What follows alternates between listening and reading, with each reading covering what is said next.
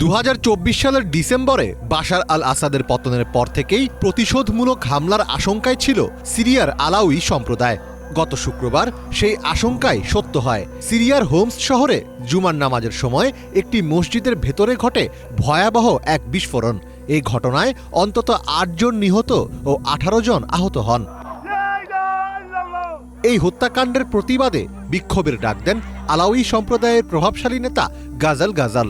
28 December Latakia, Tartus এবং জাভলে শহরে হাজার হাজার মানুষ রাস্তায় নেমে আসেন।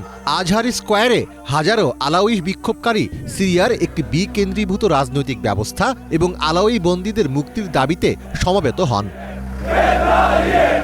তবে সে বিক্ষোভও রূপ নেয় সহিংসতায়। বিক্ষোভকারীদের সঙ্গে সরকার সমর্থকদের সংঘর্ষ শুরু হলে গুলি ছুড়তে শুরু করে নিরাপত্তা বাহিনী। ত্রিমুখী এই সংঘর্ষে অন্তত 3 জন নিহত এবং 60 জনের বেশি আহত হন।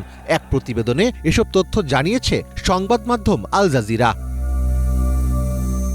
সিরিয়ার বর্তমান অন্তর্বর্তীকালীন সরকার এই সহিংসতার জন্য সাবেক আসাদ সরকারের অবশিষ্টাংশদের দায়ী করেছে। অন্যদিকে বিক্ষোভকারীরা অভিযোগ করেছেন তারা সংখ্যালঘু হওয়ার কারণেই পরিকল্পিতভাবে হামলার শিকার হচ্ছেন। সংখ্যালঘু হিসেবে জীবনের নিরাপত্তা চান তারা। সেই সাথে বাশার আল আসাদের সাবেক বাহিনীর আটক সদস্যদের মুক্তি ও চাকরিতে পুনর্বহালের দাবি তোলেন আলাউই সম্প্রদায়ের বিক্ষোভকারীরা। আমরা এখানে মর্যাদা, জীবিকা এবং রাজনৈতিক ফেডারেলিজম দাবি করতে এসেছি, ঠিক যেমনটা আমেরিকা, জার্মানি এবং সংযুক্ত আরব আমিরাতের মতো বড় রাষ্ট্রগুলোতে রয়েছে। আমাদের বেতন স্থগিত এবং চাকরি থেকে বরখাস্ত করার পর জীবিকা নির্বাহ কঠিন হয়ে পড়েছে। আমরা আমাদের নিজস্ব ভূমিতে বেঁচে থাকার অধিকার চাই। আলাউই হলো সিরিয়ার একটি প্রধান ধর্মীয় সংখ্যালঘু গোষ্ঠী, যারা শিয়া ইসলামের একটি উপশাখা হিসেবে পরিচিত। তবে তাদের ধর্মতত্ত্বে শিয়া মতবাদের পাশাপাশি খ্রিস্ট ধর্ম ও সুফিবাদের কিছু উপাদানের সংমিশ্রণ রয়েছে। ধর্মীয় বিশ্বাসের ভিন্নতার কারণে কট্টরপন্থী সুন্নি গোষ্ঠীগুলো অনেক সময় তাদের অমুসলিম বা বিচ্যুত বলে মনে করে। 1970 সাল থেকে 2024 সালের ডিসেম্বর পর্যন্ত সিরিয়ার শাসন ক্ষমতা ছিল আলাউই সম্প্রদায়ের হাতে। সাবেক প্রেসিডেন্ট হাফেজ আল আসাদ এবং তার ছেলে বাশার আল আসাদ দুজনেই এই সম্প্রদায়ের লোক ছিলেন।